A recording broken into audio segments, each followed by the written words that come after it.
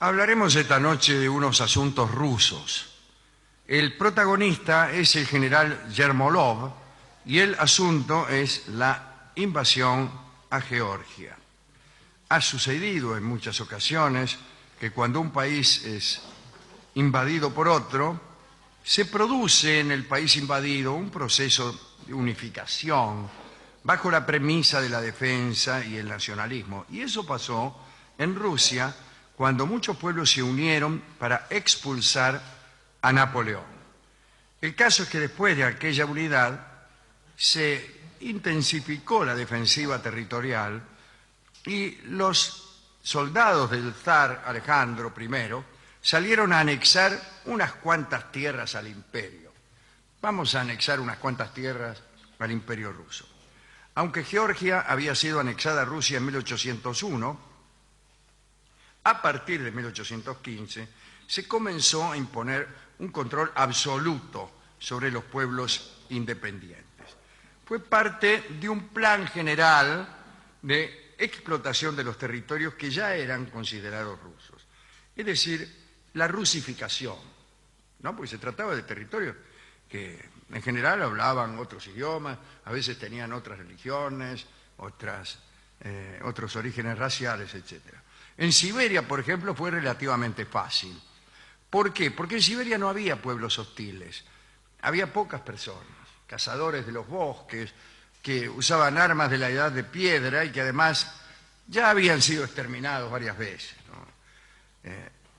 No es el caso de Georgia, que queda al sur de Rusia, en el Cáucaso, en el Bolshoi Cáucaso, en el Gran Cáucaso, que es una cadena montañosa entre el Mar Caspio y el Mar Negro. La capital de Georgia es Tbilisi. En esa región sí había pueblos hostiles. Había cristianos ortodoxos, que eran los que esperaban de Rusia protección.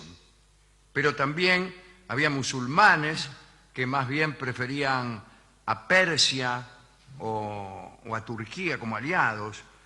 Las conquistas de Rusia, de los pueblos islámicos, fue siempre muy, pero muy difícil. De hecho, nunca terminaron de concretarse y la resistencia persiste hasta estos días. En 1816, el zar Alejandro designó al general Yermolov comandante en jefe de la región de Georgia. Yermolov era un general victorioso, le decían el Wellington ruso. ¿Qué hace el Wellington ruso? Había tenido numerosas victorias en sus luchas contra Napoleón. Había, por empezar, participado de la batalla de Smolensk. Smolensk es un lugar que está al oeste de Moscú, en una ruta que es como la entrada a Moscú. Y después también había participado de la batalla, diría yo, más importante de la invasión napoleónica, que es la de Borodino. Aquella batalla interminable, ¿no? Donde estaban por un lado las tropas napoleónicas y por el otro lado estaba el tuerto Kutuzov, aquel tipo, ¿no? Aquel personaje que Tolstoy describe también con su crueldad, incluso para con sus propias tropas, ¿no? Dispuesto a cualquier sacrificio con tal de conseguir una victoria. De hecho, en Borodino no ganó, pero bueno, empezaron a destruir todo a su paso, etcétera, etcétera. Yermolov había estado allí luchando junto a Kutuzov. Dicen que era un gigante dueño de una figura terrorífica. Dicen que dormía envuelto en su capa con la espada en la mano, discúlpenme. Era un verdadero príncipe de la nobleza rusa. Provenía probablemente de la familia Orlov. Los que han oído hablar de Orlov se acordarán de tal vez el principal amante de Catalina la Grande de Rusia. Bueno. Pero sin embargo, a pesar de provenir de la nobleza, era un hombre de modales toscos y generoso con su odio. Odiaba todo lo que no fuera ruso. No le dirigía la palabra al que no fuera ruso. Su crueldad era calculada, decía Yermolov. Deseo que el terror de mi nombre defienda nuestras fronteras con más fuerza que las barreras o la fortaleza. Por ver a la humanidad soy severo. Una ejecución salva de la destrucción a centenares de rusos. Con una voz no muy adecuada, sí, me parece. No, y muy castiza también. Sí. Yermolov sirvió una década en el Cáucaso y en Georgia. Su método era sencillo. El sometimiento a Rusia debía ser total. Todo lo que no llegase a ese nivel era rebelión, y el castigo para la rebelión era la muerte. Su actitud se parecía más a la de un emperador romano que a la de un hombre educado que había nacido en plena Ilustración. Sus regimientos parecían verdaderamente legiones romanas. La mayoría de los hombres servía 25 años seguidos, uno tras otro. Pushkin escribió una vez: inclina tu cabeza nevada, oh Cáucaso, sométete, llega Yermolov. Un hecho original, original también. Si ustedes quieren, digo original y tardo media hora en regresar. Sí. Pero no, un hecho originó el antecedente de un problema actual. Yermolov lanzó una incursión de castigo contra la aldea caucásica de Dalilourt, a orillas del río Terter. Los habitantes de Dalilourt eran en su mayoría musulmanes. Se capturó por separado cada casa. Después de un ataque de infantería, cometieron las más tremendas atrocidades. Tantas que cuando los soldados de Yermolov se acercaban, los habitantes que ya estaban al tanto de los puntos que calzaban, se retiraban del lugar o escondían a sus esposas e hijos. Pero esta vez parece que no hubo tiempo. Entonces los nativos masacraron a sus propias mujeres para evitar que cayeran en manos de las tropas de Yermolov. Incluso inmolaron a sus hijos para evitar que los capturaran los rusos y los enviaran a las minas del zar o los incorporasen de prepo a sus ejércitos. Más tarde la aldea fue volada por los rusos y dejó de existir. Pero esta tragedia, lejos de terminar con la resistencia, provocó efectos gravísimos. Originó una nueva e intensa forma de fundamentalismo, el llamado muridismo. En la teología islámica, un murid es aquel que desea hallar el camino. Los muridas son aquellos hombres que estudian la fe musulmana de un modo místico. En el Cáucaso, este fundamentalismo místico adoptó una forma esencialmente militante.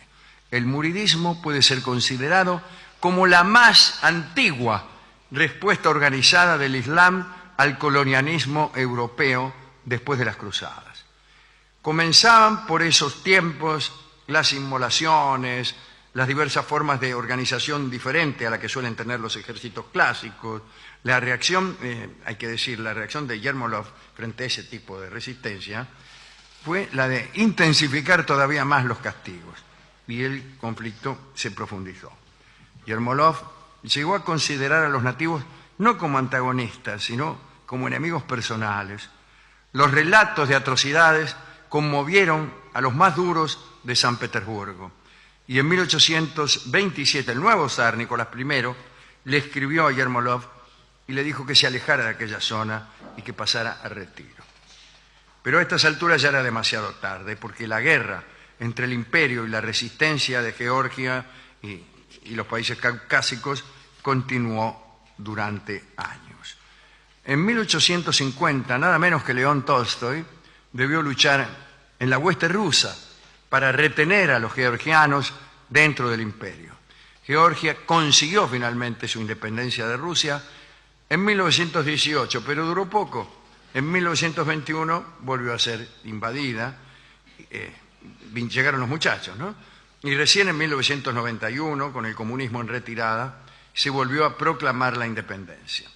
En Georgia nació nada menos que Stalin, nuestro amigo. En 1879 nació. Los padres de Stalin no hablaban ruso, y él tampoco.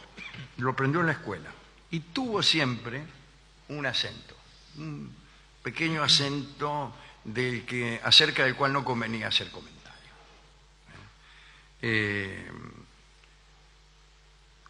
Stalin, desde luego, simpatizó con los muchachos de la revolución que llegaron en 1921 y se convirtió, como bien sabemos, en la persona más poderosa de aquel régimen.